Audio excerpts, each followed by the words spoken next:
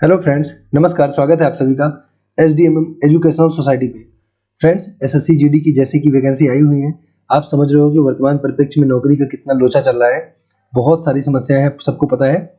तो एक अच्छा अवसर है, आप चाहे तो जनवरी में पेपर होगा, फरवरी मार्च तक लगभग आपका क्लियर हो जाएगा कि सिलेक्शन होना है या नहीं होना है। तो मार्च का मतलब होली, आप समझ सकते हो कि कैसी होली आपकी गुजरेगी अगर आपका सिलेक्शन सूची में आपका नाम आ जाएगा। तो उसी हिसाब किताब को आप ध्यान में रख के तैयारी कीजिए, बढ़िया मेहनत से पढ़िए। और हिंदी और GS की प्रैक्टिस में पर डे आपको करवाऊंगा, जो कि काफ़ी सेलेक्टेड क्वेश्चन होंगे, बेहतरीन क्वेश्चन होंगे। और उम्मीद करते हैं कि हिंदी और GS आपकी पूरी मैं फंसवाने की पेपर में कोशिश करूंगा।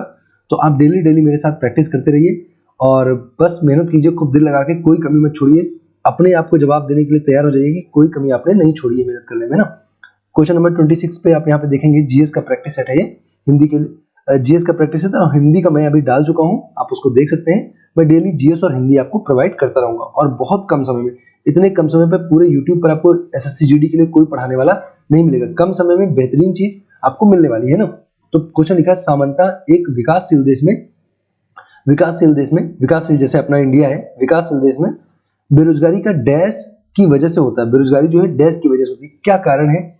सामान्यता नॉर्मली क्या रीजन होता है कि एक विकासशील देश में गरीबी होती है, बेरोजगारी होती है, ये बताना है आपको। तो देखेंगे यहाँ पे पहला लिखा उत्पादन के पूरक कारकों की कमी, दूसरा लिखा मौसमी कारक, और थर्ड लिखा प्रभावी मांग में कमी, या चौथा लिखा है एक नौकरी छोड़कर दूसरा पकड़ना। तो देखिए, एक नौकरी छोड़कर दूसरा पकड़ना तो बिल्कुल काट दो, एक तो मिलती नहीं तो दूसरी क्या पकड़ेंगे ना। और अगला लिखा है कि ये कह रहे बेरोजगारी का कारण क्या है? प्रभावी मांग की कमी। तो बिल्कुल ये भी हो सकता है, लेकिन ये मतलब थोड़ा सा कम है दिए गए ऑप्शन में। ये कारण होता है, प्रभावी मांग कम होती है, गांव में मांग की कमी होती है, बिल्कुल सही बात है। और उसके बाद लिखा है मौसमी कारण। तो बिल्कुल गांव में देखिए छिपी हुई बेरोजगारी जो होती है, छिपी हुई बेरोजगारी, इसे प्रछन्न भी बोलते हैं ना, प्रछन्न। इसको क्या बोलते हैं? प्रछन्न, है ना। प्रछन्न बेरोजगारी भी बोलते हैं, प्रछन्न। ओके,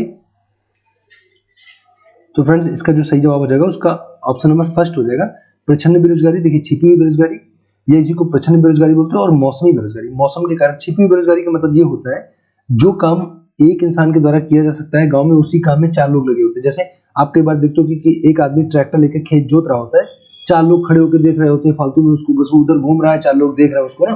तो इसी बोलते हैं प्रछन्न या छिपी हुई बेरोजगारी, इसको बोला जाता है ना। तो ये गाँव में देखने को मिलती है।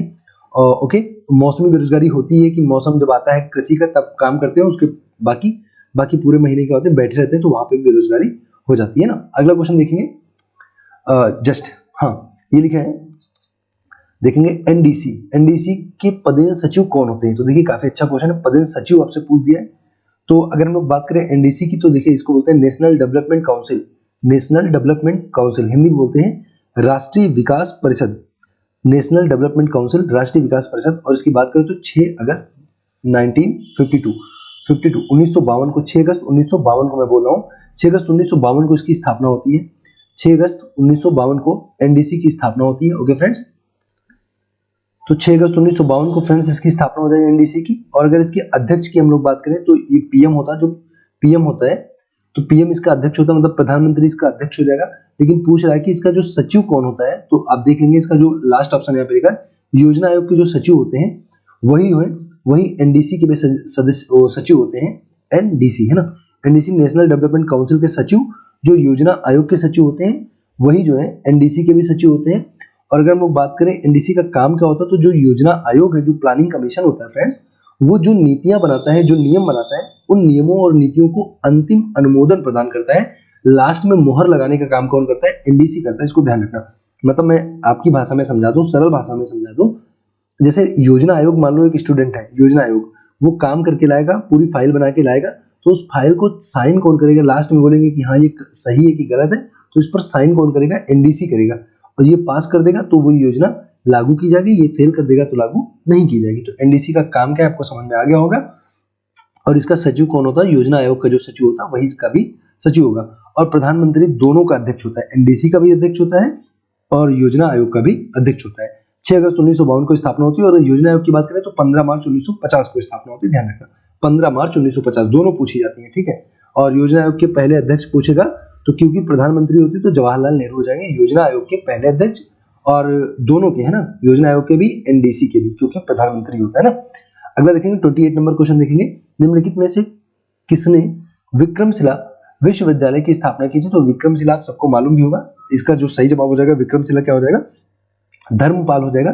तो आपको ध्यान रखना है, ये जो है 8वीं शताब्दी में इसकी स्थापना की गई थी। धर्मपाल ने 8वीं शताब्दी में, 8वीं है ना, 8वीं शताब्दी में इसकी स्थापना की गई थी। विक्रमशिला ध्यान रखना, धर्मपाल ने इसकी स्थापना की थी। ओके, अगला क्वेश्चन है, कई बार पूछा गया क्वेश्चन, भारत का कौन सा governor general oven Meredith, oven Meredith के नाम से कविताएं लिखता था? बहुत ज्यादा इंपॉर्टेंट इसको नहीं बोल सकते, इससे संबंधित और मैं आपको इंपॉर्टेंट क्वेश्चन यहाँ पे बता दूंगा।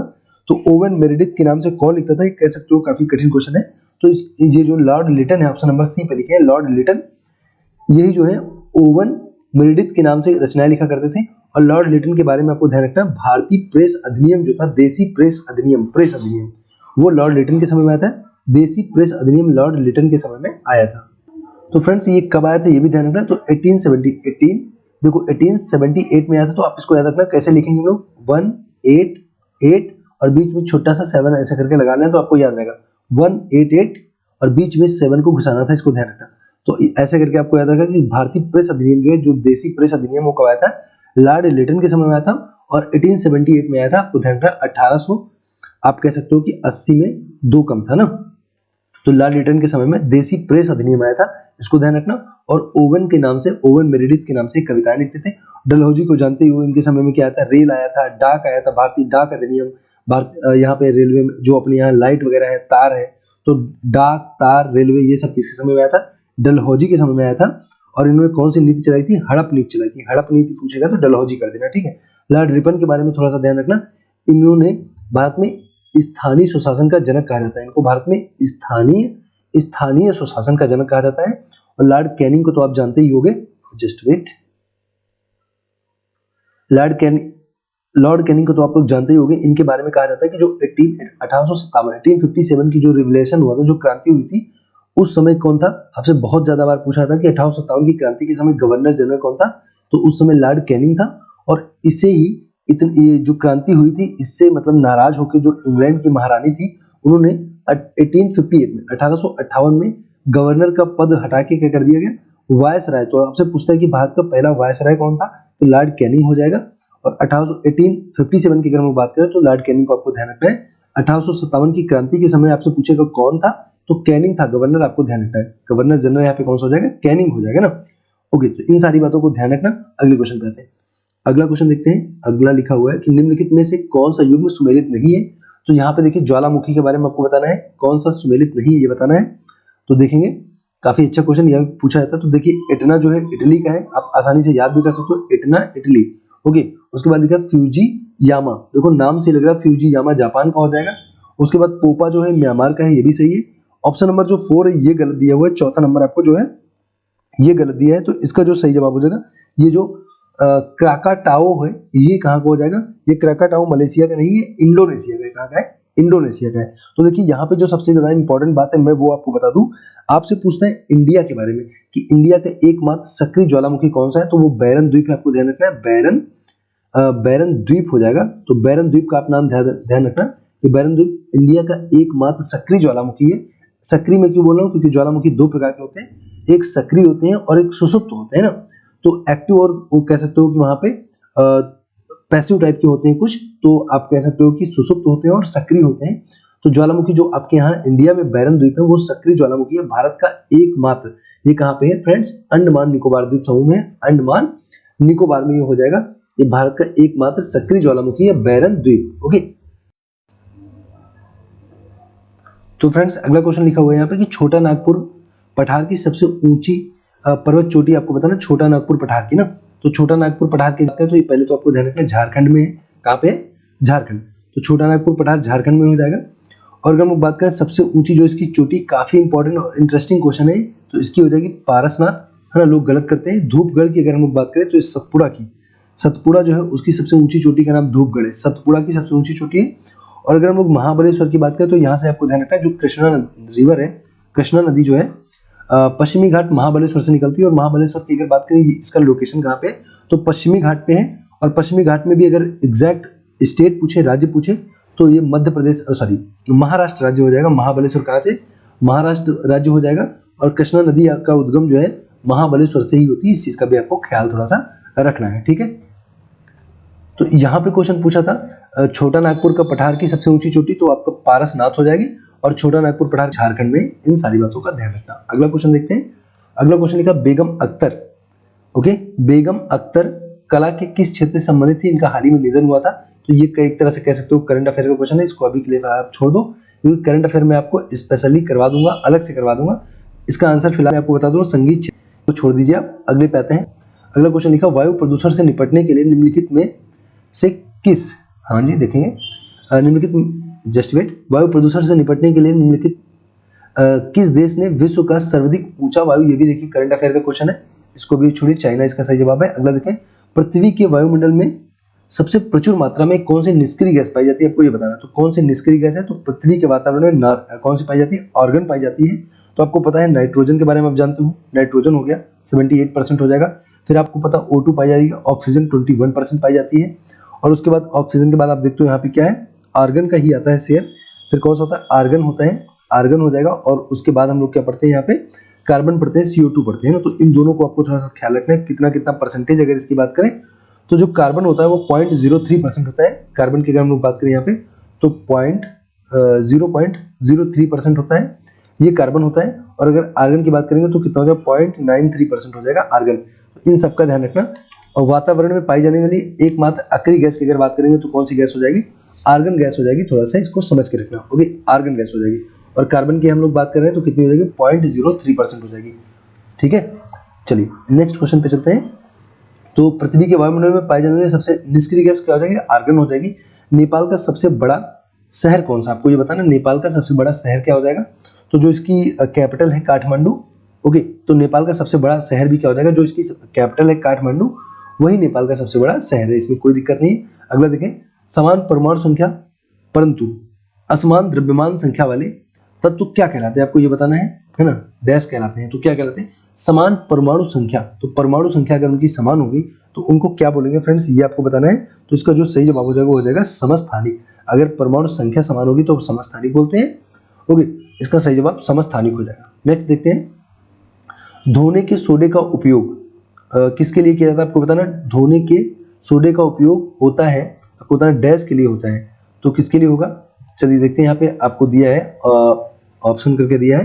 तो देखेंगे, जल की स्थायी कठोरता हटाने के लिए, और दूसरा लिखा पीने वाले जल को जीवाणुओं से मुक्त करने के लिए, और अगला लिखा घरों की सफाई करने के लिए।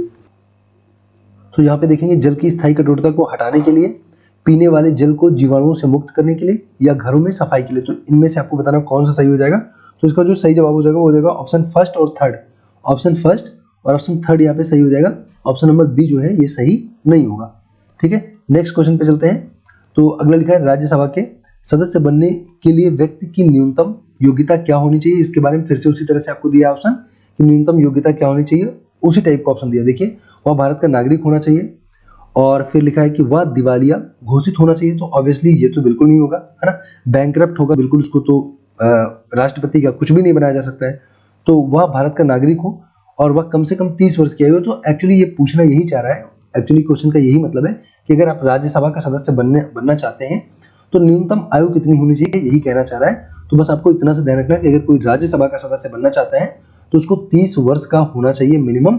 देखिए, एक बात और ध्यान रखना, जो राज्यसभा का पदेन सभापति होता है वो कौन होता है? उपराष्ट्रपति होता है। वो होता है वाइस प्रेसिडेंट ऑफ इंडिया।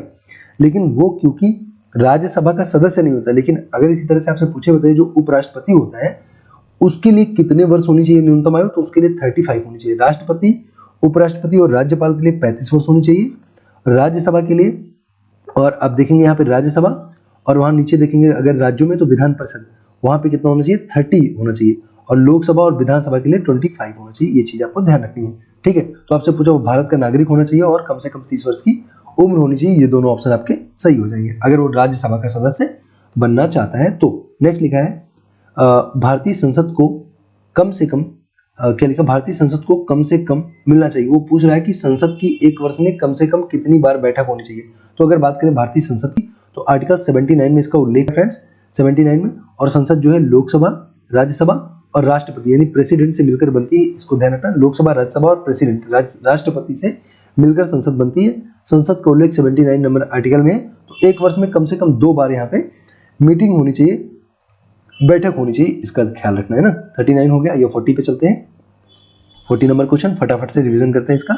देखिए मेरे जीएस वाला जो है थोड़ा सा लंबा सा सम होता है और हिंदी वाला मैं बहुत तेज करवा देता हूँ, क्योंकि जीएस में मैं एक्स्ट्रा फैक्ट आपको बताने लगता हूँ, मन ही नहीं मानता, मैं सोचता हूँ जल्दी करवा दूँ, लेकिन जो इंपॉर्टेंट फैक्ट है बिना बताए मैं आगे बढ़ ही नहीं पाता हूँ ना। तो अगला देखेंगे, आहार नाल का सबसे लंबा भाग कौन सा होता है? तो क्षुद्रांत हो जाएगा। क्षुद्रांत को छोटी आंत के नाम से भी जाना जाता है ना। क्षुद्रांत को क्या बोलते हैं? छोटी आंत बोलते हैं। अगर आपसे पूछे कि आहार नाल का जो सबसे लंबा भाग है वो क्या है, तो छोटी आंत है। छोटी आंत के बारे में थोड़ा सा एक फैक्ट ध्यान रखना कि जो मेल होते हैं, मेल की 6.9 मीटर लंबी होती है, ये मीटर की बात चल रही है, और जो फीमेल होती है उनमें थोड़ी सी ज़्यादा लंबी होती है छोटी आंत। तो फीमेल जो होती है फ्रेंड्स वो होती है 7.1 मीटर लंबी होती है फीमेल की इंटेस्टाइन, स्मॉल इंटेस्टाइन की बात करें, छोटी आंत की बात कर रहे हैं। तो आहार नाल का सबसे लंबा भाग कौन सा होता है? तो क्षुद्रांत हो जाएगा, या फिर इसी को क्या बोलेंगे हम लोग? छोटी आंत बोलेंगे। ओके, तो इसको बोलेंगे छोटी आंत। तो ध्यान रखना, ये यहाँ पे मैंने आपको एक्स्ट्रा फैक्ट बता दिए। और जो बचे हुए भोजन का अगर आपसे पूछे अवशोषण कहाँ पे होता है, अवशोषण, तो बचे हुए भोजन को जो अवशोषण होता है वो भी कहाँ पे होता है? छोटी आंत पे होता है। मुख्य एक तरह से कह सकते हो भोजन के पाचन में बहुत मुख्य भूमिका निभाती है स्मॉल इंटेस्टाइन, छोटी आंत। अगला लिखा है, अंग जिनका संरचना तथा घटक भिन्न होते हैं परंतु समान कार्य करते हैं, उनको बताना कि क्या कहा जाता है। तो देखिए ये एक तरह से कह सकते हैं थोड़ा फालतू टाइप का क्वेश्चन है, लेकिन आसान क्वेश्चन है। समरूप अंग कहलाते हैं, जिस संरचना के होती है समरूप, एक जैसे रूप होते हैं, लेकिन उनके जो है कार्य क्या है, देखो यहाँ पे लिखा है जिनकी संरचना तथा घटक भिन्न होते हैं परंतु क्या है, कार्य समान होते हैं। कार्य क्या होते हैं? समान होते हैं, उनको क्या बोलते हैं? समरूप अंग बोलते हैं, समरूप अंग। अगला देखेंगे, सबसे नरम धातु आपको बतानी है, धातु आपको बतानी है, क्या हो जाएगी दिए गए ऑप्शन में से? तो जो सबसे नर्म धातु वो सोना है, और सोने के बारे में आपको शायद पता हो, कहते हैं कि जो 10 ग्राम सोना होता है, मतलब 1 तोला सोना है, 10 ग्राम जो सोना है उसको पीट पाट के आप चाहो तो 1.6 किलोमीटर, 1.6 मतलब 1600 मीटर लंबी तार खींच सकते हो। 10 ग्राम, 1 तोला सोने को पीट कर 1600 मीटर लंबी तार खींची जा सकती है। तो आप समझ सकते हो कि कितना ज़्यादा ये नर्म होता है और कितना ज़्यादा इसको बढ़ाया जा सकता है ना। फिर लिखा 43 नंबर क्वेश्चन लिखा है कि किस देश ने ओके, तो ये भी करंट क्वेश्चन, इसको छोड़ दीजिए। अगला लिखा, निम्नलिखित में से किस गैस का उपयोग वनस्पति तेल से वनस्पति घी के निर्माण किया जाता है? ये देखिए काफी इंपॉर्टेंट क्वेश्चन है, बहुत पूछा। तेल क्या करते हैं? वनस्पति घी बनाने में कौन सी गैस का प्रयोग किया जाता है? तो ये देख लीजिए, हाइड्रोजन गैस का प्रयोग करते हैं। और आदमी जब घी खाएगा तो क्या हो जाएगा? उसके अंदर हाई एनर्जी आ जाएगी, काफी हाई एनर्जी आ जाएगी, ध्यान रखना। तो जब इंसान घी खाएगा तो क्या हो जाएगा? हाई एनर्जी आएगी। तो आपको याद रखना, घी कैसे बनेगा? हाइड्रोजन से। घी कैसे बनेगा? हाइड्रोजन से बन जाएगा ना। फिर नेक्स्ट देखेंगे, वातावरण की कौन सी परत ओजोनोस्फीयर भी कहलाती है? तो आपको ये बताना, ओजोनोस्फीयर कौन सी कहलाती है। तो आप देखेंगे इसमें जो है ओजोन कहाँ पे पाई जाती है, पहले आपको ये पता होना चाहिए। तो ओजोन क्या होती है? O3, मतलब ऑक्सीजन के 3 मॉलिक्यूल से बनी होती है ओजोन। और ओजोन जो होती है स्ट्रेटोस्फीयर में पाई जाती है, मतलब समताप मंडल में पाई जाती है। ध्यान रखना, कहाँ पे पाई जाती है? समताप मंडल में पाई जाती है, समताप। और अगर हम लोग बात करें ओजोन को मापा किस जाता है, जो ओजोन गैस है उसकी मोटाई को कैसे मापते हैं? तो डॉप्सन से मापा जाता है, डॉप्सन। ध्यान रखना, ये यंत्र है डॉप्सन, जिससे ओजोन की मोटाई को मापा जाता है। और बात करें ट्रोपोस्फीयर की, जो सबसे नीचे की परत होती है, पृथ्वी की सबसे निचली परत होती है, उसको क्या बोलते हैं? ट्रोपोस्फीयर बोलते हैं। तो इसमें क्या पूछता है कि मौसम संबंधी सभी घटनाएं कहाँ पे होती है? ट्रोपोस्फीयर में होती है, क्षोभ मंडल में। इसको क्या बोलते हैं? क्षोभ मंडल या ट्रोपोस्फीयर बोला जाता है ना। स्ट्रेटोस्फीयर क्या बोलते हैं? समताप मंडल, और इसी में ओजोन परत पाई जाती है ना। अगला क्वेश्चन देखते हैं, पृथ्वी के गुरुत्वीय त्वरण जी का मान। ये क्वेश्चन देखेंगे, काफी इंपॉर्टेंट है। तो जी के मान के बारे में देख लीजिए। अगर हम बात करें ग्लोब की, ऐसे जस्ट वेट, हाँ, अगर मैं ऐसे करके ग्लोब बना दी, मान लीजिए ग्लोब बना हुआ है ना, तो अगर हम लोग पोल पे जाएंगे, ध्रुव पर जाएंगे, ध्रुव पर, तो ध्रुवों पर जो होता है वो जी का मान, जो जी का मान होता है वो अधिकतम होता है, अधिकतम।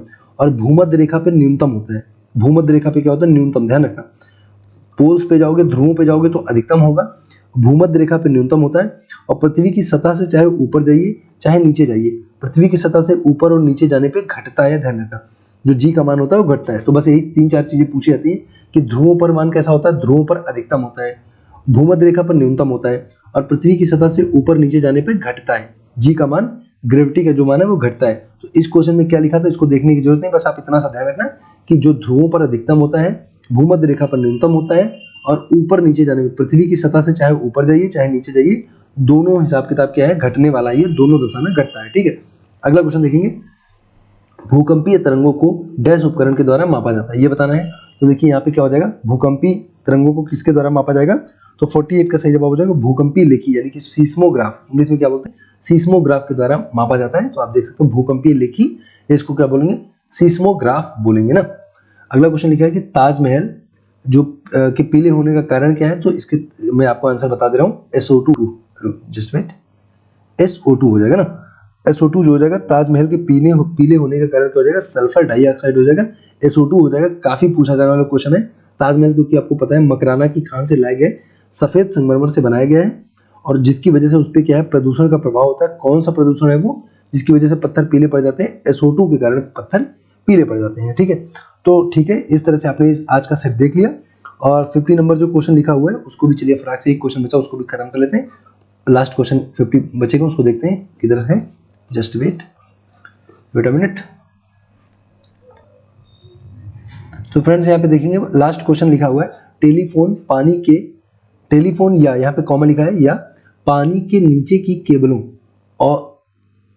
और डैश के द्वारा जुड़े होते हैं। तो आपको ये बताना है किसके द्वारा जुड़े होते हैं। तो इसका जो सही जवाब हो जाएगा वो हो जाएगा आपका उपग्रह के द्वारा जुड़े होते हैं। ये सब एक दूसरे से कनेक्टेड कैसे होते हैं, सैटेलाइट्स के द्वारा जो होते हैं, सारे के सारे जो है सैटेलाइट्स के द्वारा एक दूसरे से सारे क्या होते हैं, कनेक्टेड होते हैं, सैटेलाइट्स के द्वारा ना, सैटेलाइट्स के द्वारा ये सब कनेक्टेड होते हैं। तो ये सब टेलीफोन, पानी के तार, ये मतलब जो भी केबल हैं, तार हैं, ये सैटेलाइट के द्वारा एक दूसरे से सब कनेक्टेड होते हैं। तो ये था इन इस वीडियो का। Thanks for watching and God bless you all.